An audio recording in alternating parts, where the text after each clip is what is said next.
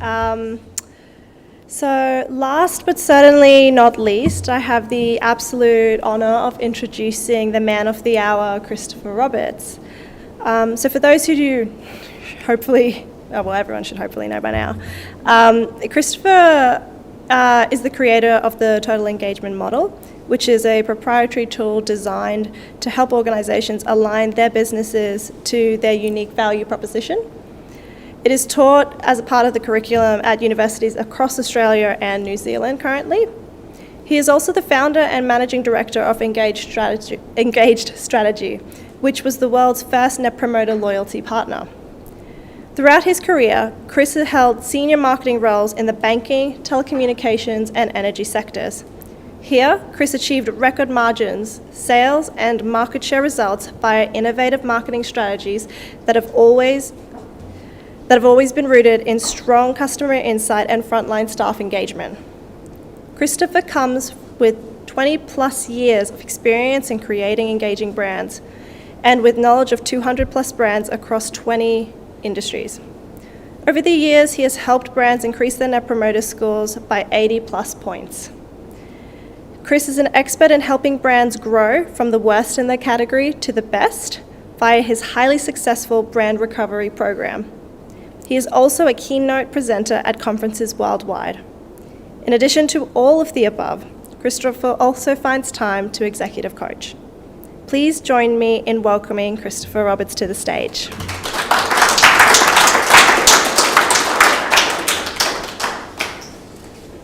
Thank you for that, Tiana.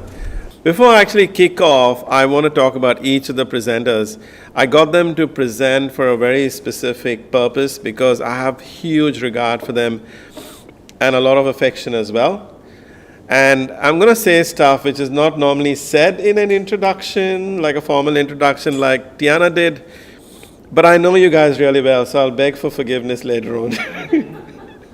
The thing I want to say about Michael Cochran first up is Michael comes across as a very shy, little bit unassuming, quiet person, but underneath that he's got a real dry sense of humor that can take you by surprise when you least know it. But one of the reasons I really respect Michael is that everyone does bloody NPS, right? But not many people take action. And what Michael did at Club Super was every recommendation I made, I could leave the room and be confident that it would get implemented. And there's another person in the room that actually helped him with this, namely Bart Black, who's sitting at the back. And Bart Black was the head of marketing. And I find sometimes, even though I'm a marketer, when you enter an organization and you deal with another marketing person, they look at you slightly suspiciously. Bart was not like that. He had, open arms, and we worked really well together. So the great success we had at Club Super was because of these two. The second thing I wanted to say was, it was one thing to get all those financial results and high NPS scores, but the biggest praise we got was from Michael's direct competitor, who actually made a comment and said that, you know what, we have better products than them, we have better marketing than them, but one thing we can't match is their customer experience.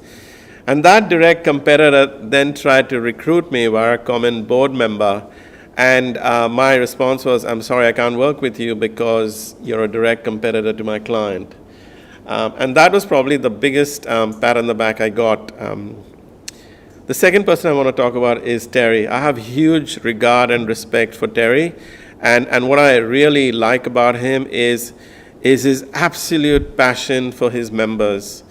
So I'll give you an example of that. I was doing a strategic storytelling workshop for his leadership team on the Gold Coast. And I said to Terry, can you introduce this session? Before I say what I'm going to say next, Terry, let me actually share with everyone in the room. Almost every movie I watch, I cry, yeah? And I looked at the crowd, and the crowd looked a bit shocked, and I turned around, and Terry was visibly emotional. And my respect for him just skyrocketed because I realized how passionately he feels about his members. So everything he does, all the blood that courses through his veins is about getting the right outcome for members. The second thing about Terry that I really admire is the fact that he has the ability to take data points, arguments, and crystallize them, and then attack it like a laser missile, right? And he is so good in terms of doing that, it's absolutely amazing. If there was one person in the world that I would not try to debate with, it would be Terry Burke. But huge respect for Terry about these two things. Elaine, so I'll talk about the whole love thing. You do a word cloud, and you look at open comments, and the biggest, the word that is mentioned the most has the biggest font. So the biggest font was love. I did this service, and I go, love, love, love. What is this love? So I rang up. I said, "This is you've got some kind of cult happening over there." Yeah, and that was the love situation. But the thing I have to tell you about Elaine is that she is a great role model for all leaders out there. And the reason I will say this is this. It's very fundamental, but she is exactly the same person she is in her personal life as she is at work. So she doesn't go to work and put on a mask, like some people go, I'm at work, I'm a warrior, I got to be tough, I got to do this. She's exactly the same. The great thing about her is she is strong, but she is gentle. She is empathetic, but she is assertive. And she has those combinations down pat to the point where people, to be a good leader, you need followers, yeah? If you don't have followers, you're by yourself in the coffee shop. And people will follow her to the ends of the world because of the kind of person she is. And someone I have huge respect for and a great role model for anyone who wants to be a leader. So thank you, Elaine, and thank all of you for your wonderful presentations. It was really, really good.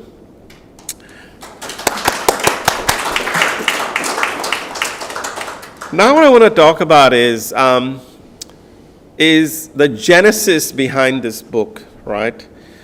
The book actually started, I have an advisory board member, so a shout out to Ray Keo, Jody Beckman, and Michael, of course. And I chose them because when you're a founder or a CEO, it's sometimes a lonely position, and you need people, who will challenge you, and each of them think in completely different ways, which is great when you have a meeting with them. It's very entertaining. But anyway, we had a workshop, and I said, there's this book, if you get a chance, you should read it. It's called The One Thing, right? Everyone knows the 80-20 rule, like 20% of your effort gives you 80% of the results. This is the next level of that. This is like the one thing. If you could only do one thing, what would it be? And we had a workshop in terms of, if there was only one thing Chris could do to help the business, what would it be? A couple of years ago now, and we came up with, I should write a book, and this is the book. And the further genesis of this book was, I was at an NPS conference. I was invited to present there. And my topic was my favorite topic, which is the inextricable link between staff and customers. So, you can't have a good customer experience if you don't have a good culture, basically. So I was presenting that.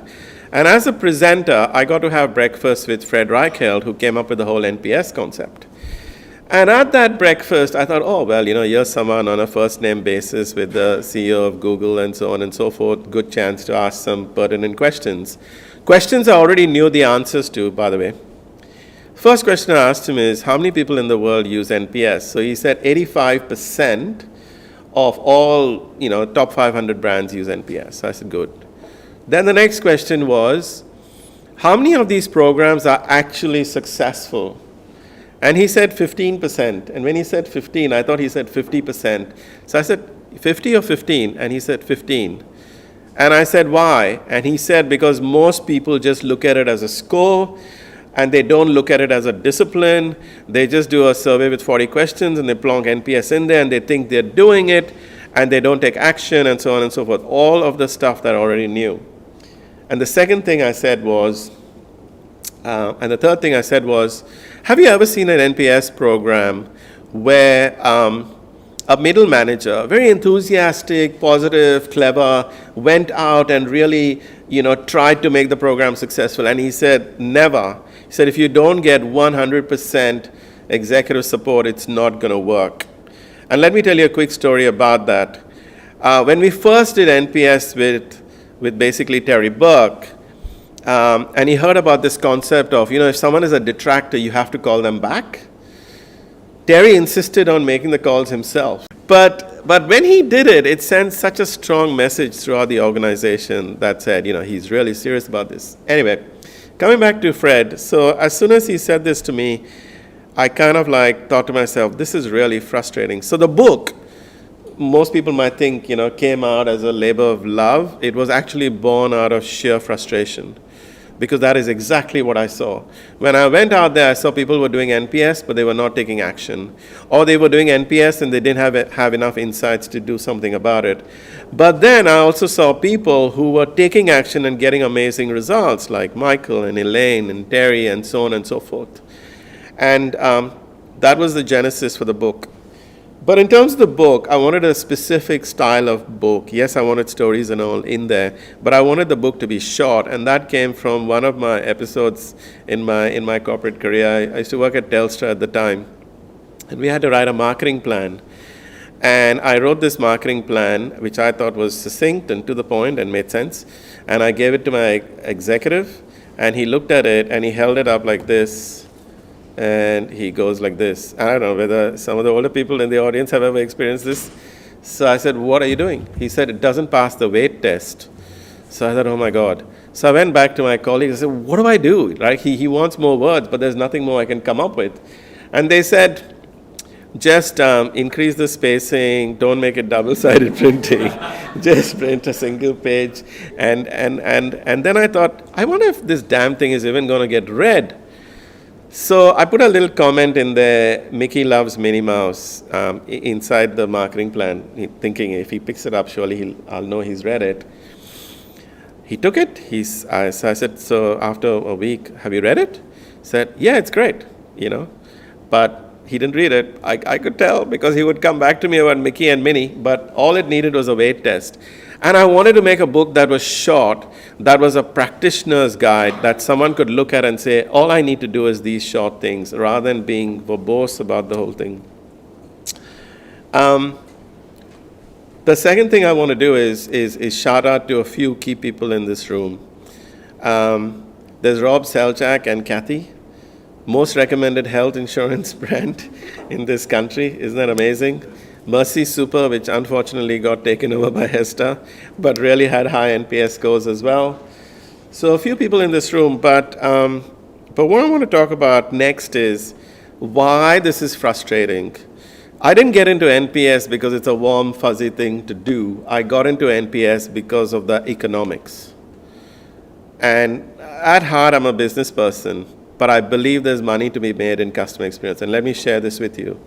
According to our studies, you guys all know how kind of Net Promoter Score works. Promoters are at least 2 times more valuable than a passive who's like an average customer. And why are they 2 times more valuable? Because they stay longer, they give you positive referrals, and they bring other business. They're like salespeople for your brand. Detractors, on the other hand, who are people who are negative about your brand, actually stop sales, they don't stay with you very long, and they don't buy much from you. So that's a big difference. And detractors are like -1 customer. That's one economics. The second thing is word of mouth. Through all the media fragmentation that's happened, right? We used to have 5 TV channels, now we've got a few hundred, and we've got, web series and all this kind of Netflix and all that kind of jazz. So media has been fragmented to the point where it's very hard to reach people. At one stage, you could go on prime time and hit like 50% of the audience, and now you'll be struggling to do anything like that. But word of mouth as a sales and marketing channel has stood strong and is easily, according to our studies, the most powerful sales and marketing channel out there by a country mile. And if you look at source of sale, typically brands get 30% of their sales from word of mouth. And then everything else comes later on. Some of our clients get up to 50%. So there's economics in here if you get it right. So it's something that shouldn't just appeal to people's hearts, but it should appeal to their heads as well. So when I say born out of frustration, it was really this case of why don't people get it? So I wanted to make it as simple as possible for people to actually get. And that was the actual genesis of the book. So I hope it is useful, and I hope it's practical, which is really what I wanted it to be, and I wanted it to be short, and I wanted it to be used. So I just put it out there. It's the first of a series that I'm planning to write, but that's a book.